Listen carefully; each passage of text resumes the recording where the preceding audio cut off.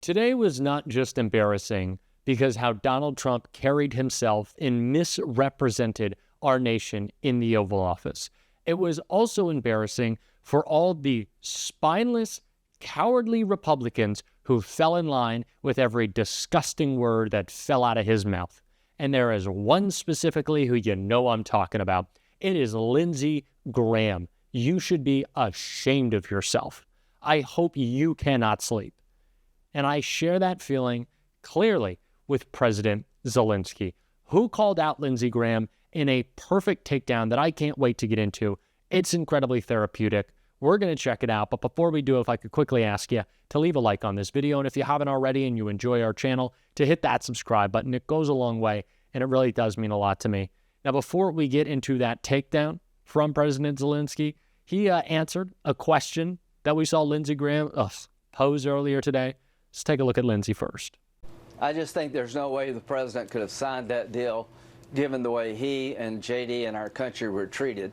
I don't know if you can put it back together. I don't know if you can repair the damage. And I've busted my ass to try to help Ukraine to make sure we help them win a war that would, get this war over in a way that we don't have further aggression, and Donald Trump's the man to do it. I told him this morning, I told him, don't take the bait. Don't let the media or anybody else get you into an argument with President Trump. What he's doing today is resetting the relationship. You should be grateful. Now, whether or not we can put this back together, I don't know. But Zelensky's going to be on your network tonight. If I were him, I would profusely apologize to the way he treated our president and the vice president in the Oval Office and show a little bit of gratitude for what the American people have done. Senator, how does Moscow and Putin look at this? Really? Really, Lindsey Graham?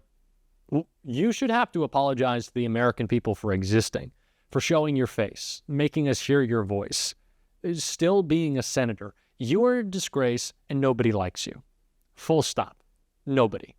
My favorite thing about Lindsey Graham is when he goes to Trump rallies and they boo him, knowing that he has sold his soul for absolutely nothing. No love, no affection, no loyalty. Lindsey, you are a joke. Zelenskyy will not be apologizing. He said it himself. Fire during all these years, 10 years. So I'm not hearing from you, Mr. President, a thought that you owe the president an apology. No, I respect President and I respect American people. And if, I don't know, if I think that we have to be very open and very honest. And I'm not sure that we did something bad. I think maybe sometimes some things we have to discuss out of media, with all respect to democracy and to a free media. But there are things that where we have to understand the position of Ukraine and Ukrainians. And I think that is the most important thing. Yes. What does the man fighting for democracy, fighting for his country, fighting alongside his allies in the West have to apologize for to a man who knows nothing of service, Private Bone Spurs, a guy who would abandon us all, sell us out for $1, as he has again and again and again? I am glad Zelenskyy is not apologizing. It's very clear he's trying to work the deal still, and I respect him doing so on behalf of his people, but he's not apologizing. And he's not doing what Lindsey Graham told him to do right here either. Hey, one at a time. One at a time. Christian Data. Senator Graham, thank you.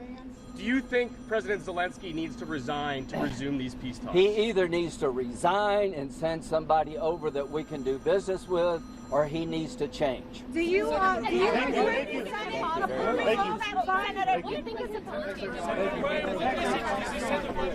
President Zelenskyy said he would happily resign if it meant the end of the war. But that is not what it means, and so he should not. And he will not. And he shouldn't be listening to Lindsey Graham, which I know he is not. And he made that pretty clear when he called him out in his interview with Brett Baer right here. And I don't know if we can ever do business with Zelenskyy again. He either needs to resign and send somebody over that we can do business with, or he needs to change. So he says you need to consider resigning. Is that on the table? I don't know if he will be happy after my words. This decision can do only people of Ukraine. You're not going to step down to do a peace deal. No, I was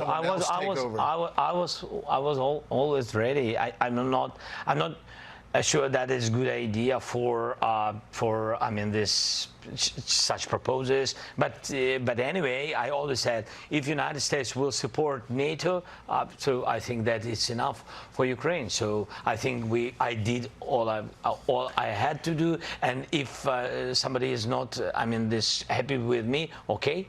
But between us. Yes, Americans vote for American president.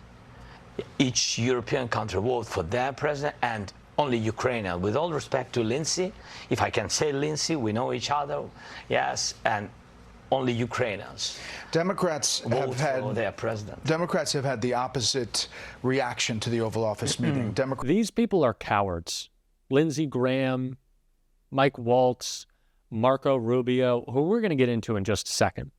Absolute cowards. It was not but a few months ago they were calling out Putin, not even calling out Putin, they were stating facts.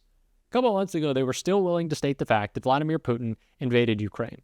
Now they will not call the Russian invasion of Ukraine an invasion of Ukraine by Russia because they're so afraid of Donald Trump. They're cowards. They should resign, which is exactly what was said of Marco Rubio on MSNBC. And I think we should take a look at that right here. I want to do two things. We are joined by John Bolton by phone. He was National Security Advisor to Donald Trump during the events that led to Trump's first impeachment. John Bolton, hello. I want to play some sound that you and I were talking about. This is Marco Rubio and others on Putin and Zelenskyy before today's Oval Office ambush. Russia is governed today by a gangster.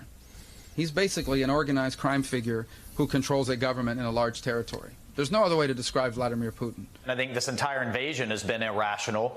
It's hard to understand what is actually being fed into Putin in terms of intelligence and reporting and how much of his own propaganda he believes. What's at stake is repelling an authoritarian who basically is saying, I want the Soviet Union back, I want Ukraine back, I want Kiev back.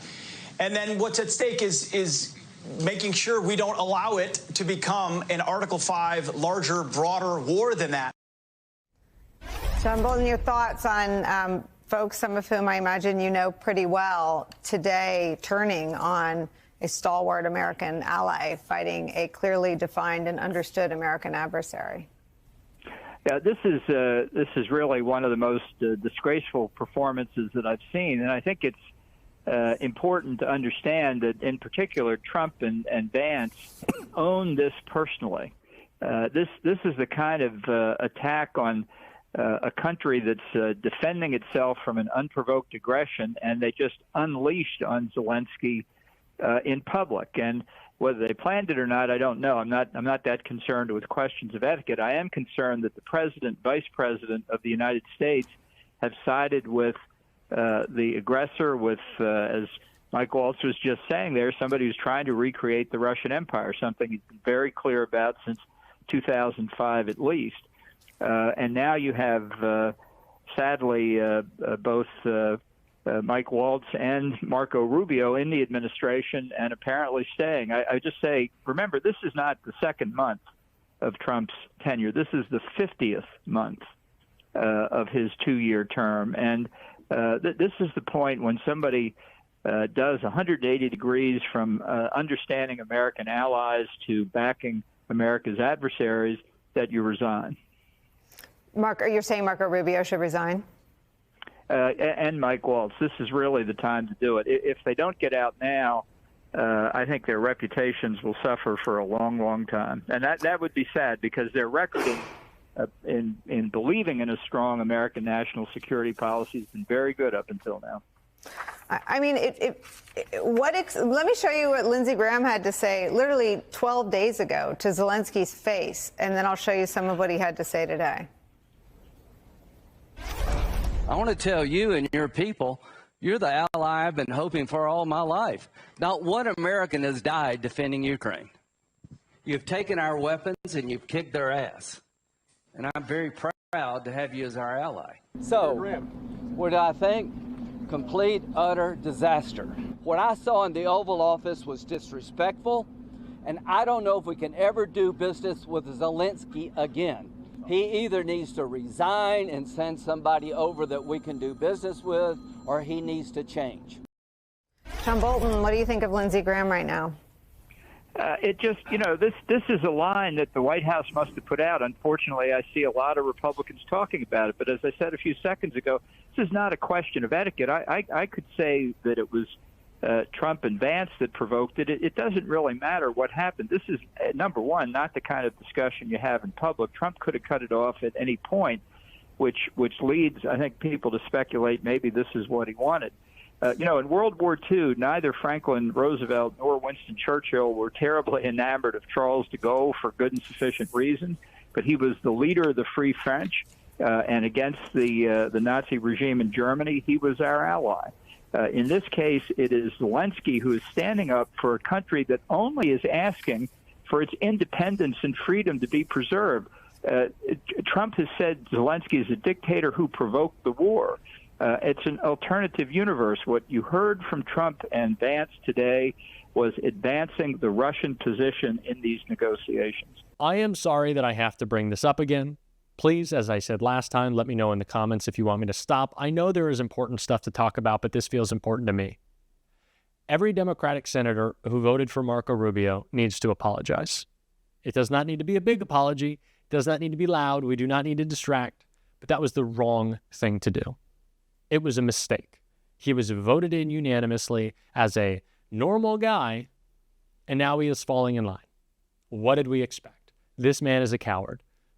I don't need every Democratic senator to apologize to serve some, little bit of anger I have in me over this, but because we need a reminder that under no circumstance should we provide legitimacy to anyone in Donald Trump's administration. The second you touch the ball of goo of criminality, of throwing away your morals, that is the Trump administration, you're done. Provide those people no legitimacy, call them out, obstruct them around every turn. Fight like hell.